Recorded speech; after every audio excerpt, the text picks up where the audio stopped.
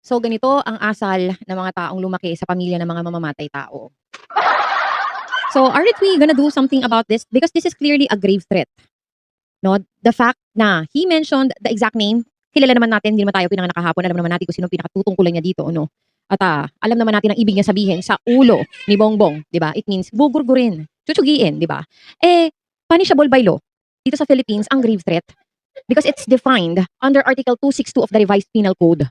Diba? It involves kasi threatening another with a crime amounting to murder, homicide, and serious physical injury. Now, ano ba sinabi niya doon sa video na yun? Diba sinabi niya na ulo ni Bongbong Marcos ang kailangan niya?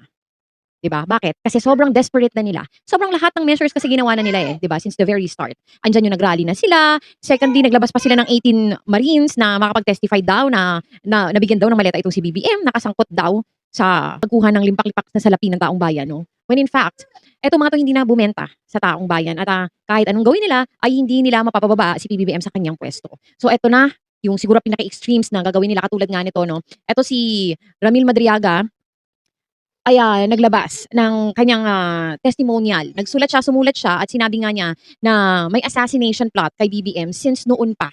Nung pa lang na nangyari itong kauupo pa lang ni BBM, meron ng assassination plot. So ano nga ba ang sinulat ni Ramil Madriaga dito sa kanyang liham? So sabi dito, April 11 daw sinulat tong sulat na to, no? At sabi niya, FPRRD mentioned to me about letting Marcos run along with Sara as presidential candidate as part of a plan of retaking the presidency from BBM by the year 2025. So may exact date talaga sila, talagang pinlano nila, no? Malinaw na pinlano nila to lahat at meron pa nga nakatakdang petsa kung kailan nila dapat pabababain sa pwesto si BBM.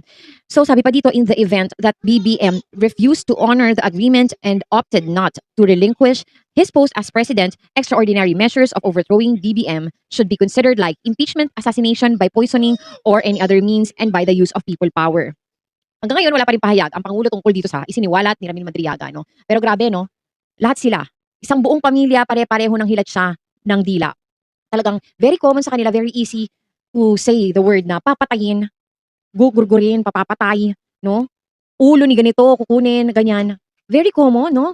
Talagang alam mo na itong tao na ito ay sanay na sanay talagang pumatay. So eto nga at ngayon ay ongoing ang hearing kay Ramil Madriaga dito sa Congress at dito nga isisiwalat niya lahat ng mga nalalaman niya, no, including na kung saan napunta yung 125 billion pesos na confidential funds. Kasi siya lang talaga yung missing piece doon para masagot lahat ng ito. Kasi walang makukuha kay Sara Duterte since the very start, no, sa mga hearings, wala talaga nakukuha impormasyon sa kanya. Ngayon, ang makakapagpatunay at makakapagbigay lahat ng detalye tungkol dito sa mga katanungan nito ay nag-iisang tao lang, si Ramil Madriaga. Ngayon, bakit nga ba kailangan natin paniwalaan ito si Ramil Madriaga?